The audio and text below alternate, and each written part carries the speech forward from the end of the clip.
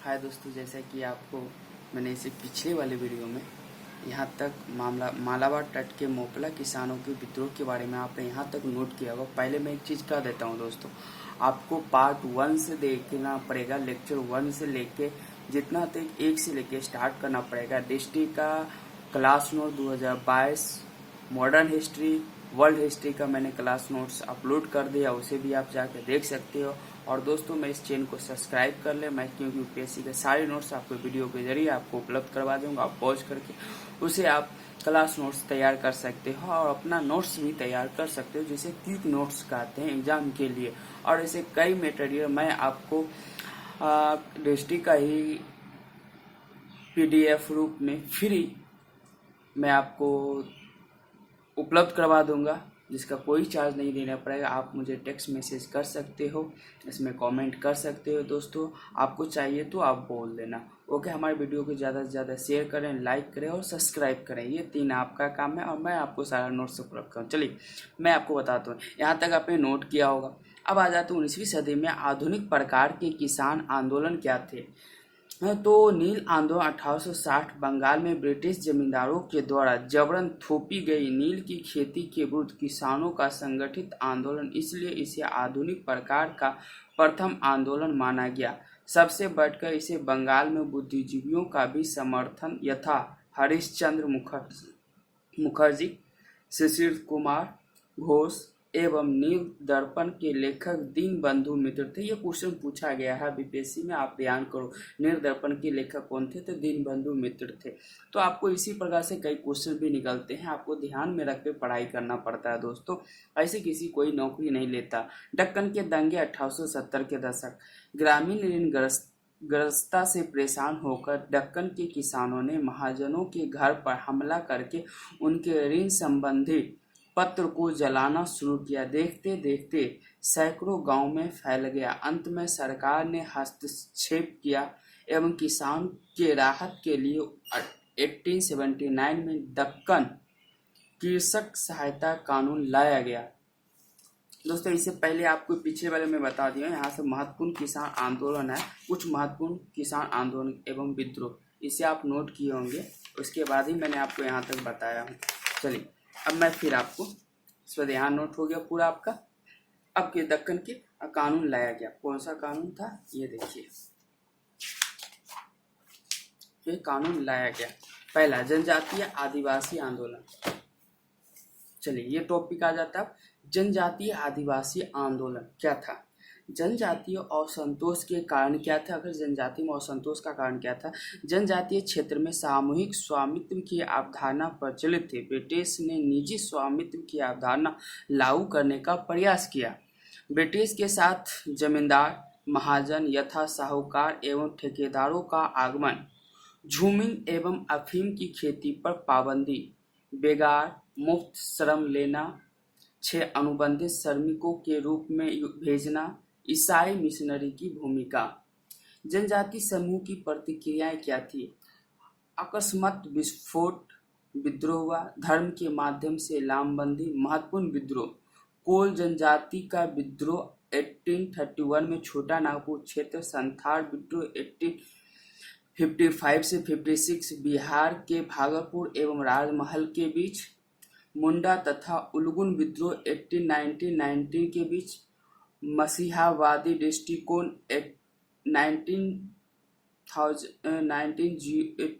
1908, छोटा नागपुर रैयतवाड़ी कानून। ओके, यहाँ तक इसे कानून, इसे आपको याद रखना पड़ेगा दोस्तों, इसे भी याद रखना पड़ेगा। चलते हैं अब।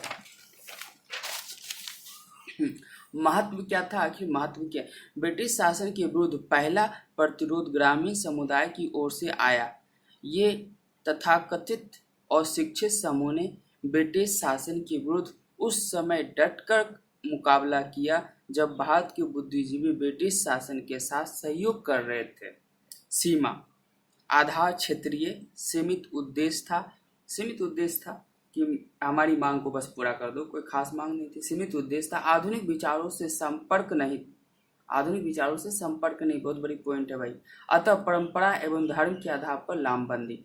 अब क्वेश्चन आ जाता है, आपको लिखना पड़ेगा ब्रिटिश शासन के विरुद्ध प्रथम प्रतिरोध ग्रामीण क्षेत्र एवं तथा कथित अशिक्षित समूह की ओर से लाया गया प्रशिक्षण कीजिए। इसका आप आंसर बेहतर से बेहतर लिख सकते हो। मैंने इसको ये दिखा है क्या महत्व था, कथित अशिक्षित समूह थे, किस प्रकार इसका आधार क्या था, सीमित उद्देश्य था। ये सारे पॉइंट आपको अगर लिखोगे क्वेश्चन का आंसर 150 शब्दों में आपको लिखना पड़ेगा, आप बेहतर लिख सकते हो इसका आंसर। अब आ जाते हैं 1857 का महाविद्रोह।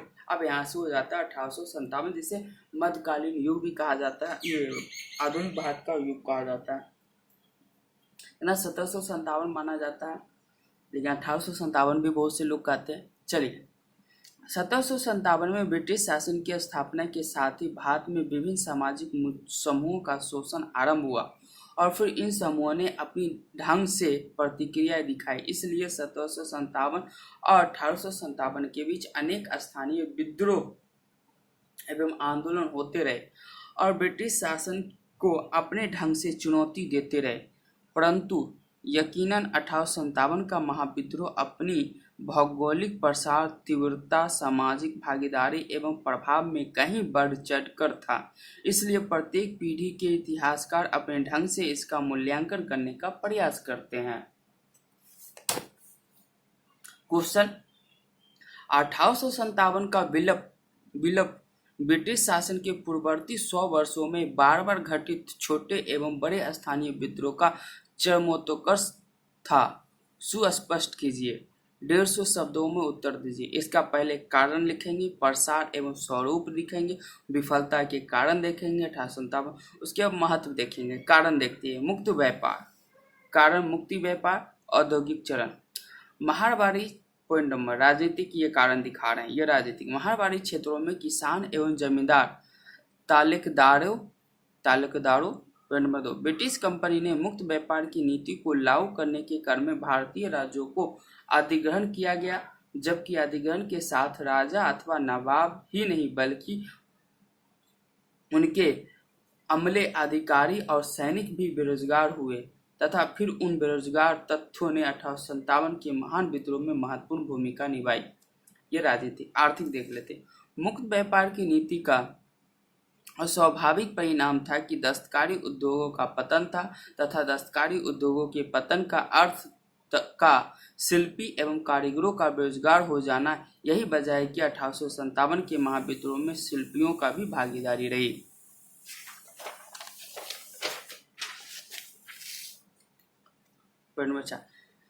मुक्त व्यापार की नीति को लागू करने के क्रम में सामाजिक एवं सांस्कृतिक क्षेत्र में भी आधार एवं परिवर्तन को आवश्यक समझा गया। सामाजिक एवं सांस्कृतिक क्षेत्र में भी आधार एवं परिवर्तन को आवश्यक समझा गया। फिर ब्रिटेन स्थित उदारवादी एवं उपयोगितावादी चिंतकों का बल भी उधार एवं परिवर्तन पर रहा। सामाजिक नीति क्या था? परंतु जब अनेक सामाजिक धार्मिक मामलों में हस्तक्षेप हुआ तो फिर दीन धर्म की रक्षा के लिए खड़े हो गए। कारतूस का परिणाम धर्म का ही था मामला। सामाजिक मामला। सैनिक। बंगाल सेना ब्रिटिश कंपनी के तहत साम्राज्यवादी नीति को लागू करने का सबसे बड़ा माध्यम थी और यह विश्व की सबसे व्यस्त सेना में से एक थी, मतलब बीजी सेना थी। तत्कालीन कारण क्या था उस समय?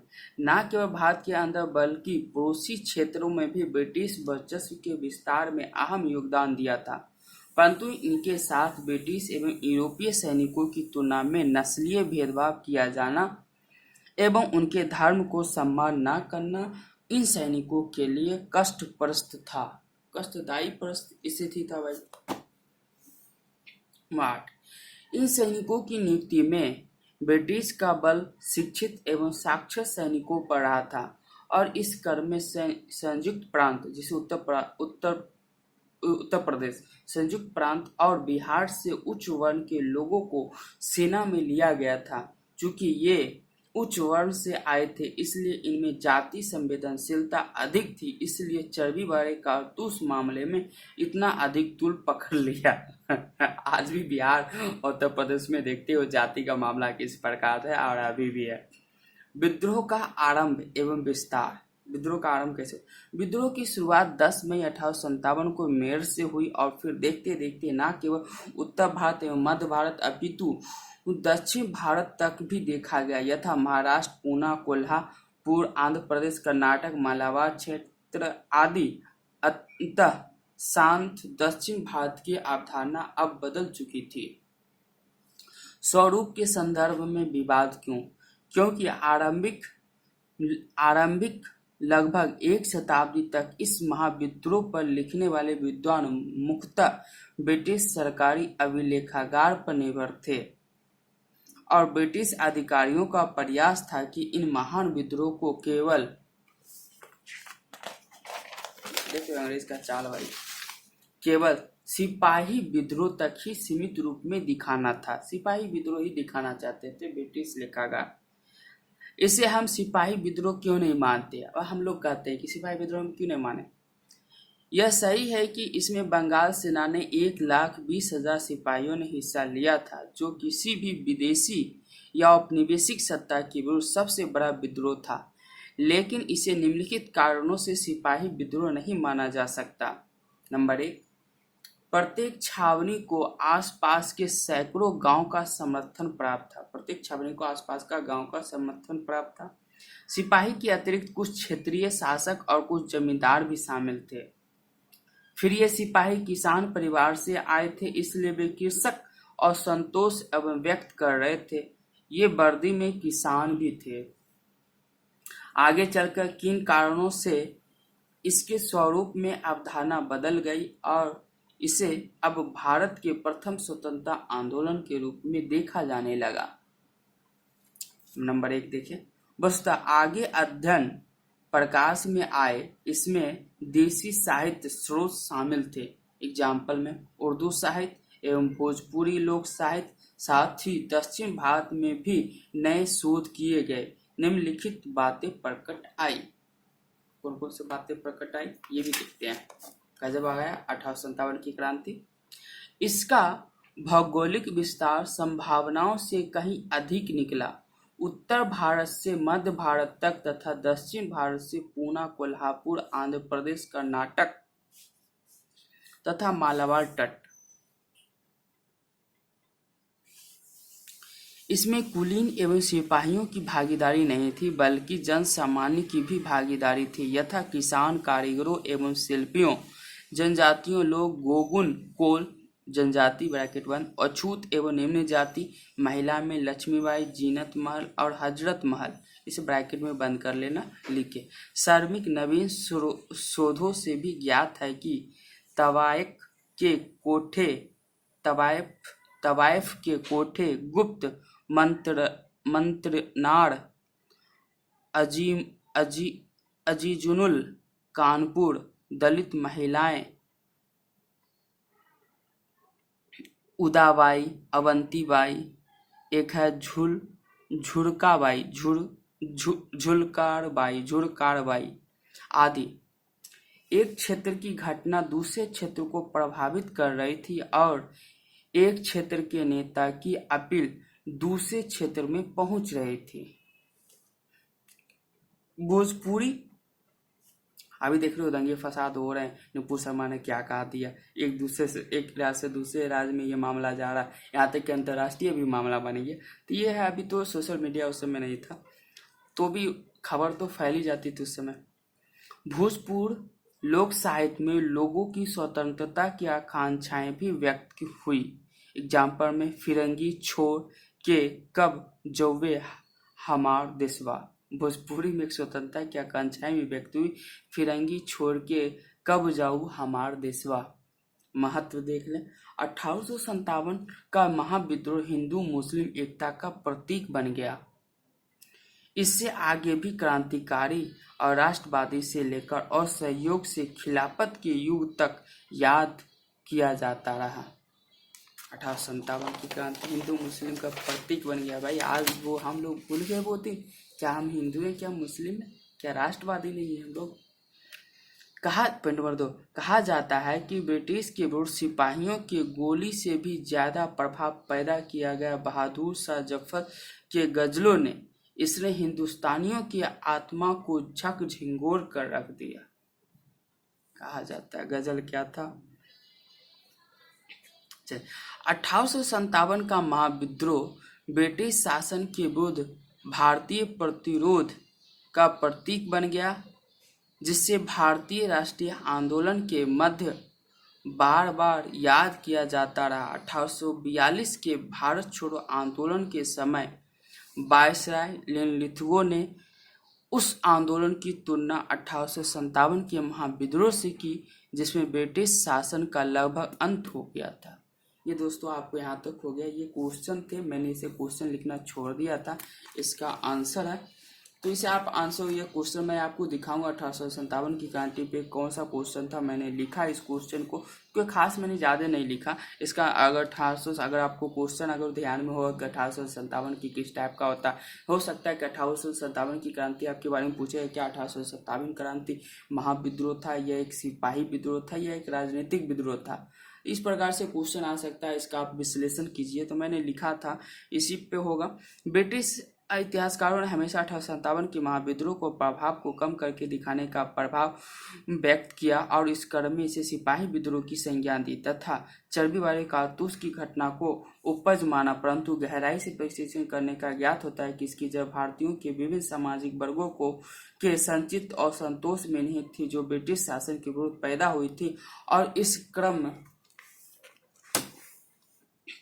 में महाविद्रोह की श्रृंखला शासन की स्थापना के दिन से ही आरंभ हो गई थी। जनजातीय विद्रोह, किसान विद्रोह, मजदूर विद्रोह और शिल्पकारी कारीगरों किस प्रकार हुआ था, आप इसे दिखा सकते हो। सिपाही विद्रोह था, लेकिन सिपाही विद्रोह होने का क्या कारण था या नहीं था, तो इसे आप दिखा सकते हो। अब दोस्तों मैं ये आ जाता है आधुनिक राष्ट्रवाद का उद्भव। अब आधुनिक राष्ट्रवाद का उद्भव किस प्रकार होगा 19वीं सदी में। 18वीं सदी का आपने काल देख लिया, 1857। 19वीं सदी में समाज एवं धर्म सुधार आंदोलन उद्भव का कारण बताएंगे, महत्वपूर्ण पहलू बताएंगे, विशेषताएं बताएंगे, सुधार कार्य एवं कार्य के विभिन्न चरण बताएंगे, महत्व आधुनिक राष्ट्रवाद के प्रवर्तक के रूप में, और सीमाएं बताएंगे। सीमाएं में कहाँ तक आधुनिकीकरण लाया और कहाँ राष्ट्रवाद का सोच संप्रदायवाद के रूप में प्रोत्साहन दे दिया। राष्ट्रवाद तो बना, लेकिन संप्रदायवाद का सोच हो गया, जिससे हमारा देश बंटवारा हो गया, मतलब हिंदुस्तान और पाकिस्तान के रूप में बंटवारा हो गया, संप्रदायवाद को प्रोत्साहन मिल गया। तो हम यहाँ से आपको कल बताएंगे। तब तक के लिए आप हमारे चैनल पर बने रहेंगे, लाइक सब्सक्राइब करते रहेंगे। और मैं आपको ये टॉपिक बाई टॉपिक आपको क्लास नोट्स का है, ये देखिए आंदोलन के उद्भव का कारण है, और मैं यहाँ महत्वपूर्ण पहलू है, भारतीय पुनर्जागरण की विशेषता है, फिर धार्मिक आ जाता है, मानवता, तर्कवाद, व्यक्तिवाद किस प्रकार से आ जाता है, 19वीं सदी के सुधारक है राजा राम मोहन। तो दोस्तों मैं अब आपको आधुनिक विचार आ जाते हैं, तो मैं आपको ये टॉपिक आपको कल बताऊंगा। ज़्यादा मतलब समय बर्बाद नहीं करना चाहता हूँ। आप हमारे वीडियो को ज़्यादा से ज़्यादा लाइक सब्सक्राइब और शेयर, अपना क्लास नोट्स घर बैठ के ही तैयार कर सकते हैं। वीडियो को पॉज करके आप लिख सकते हैं। Okay, bye bye.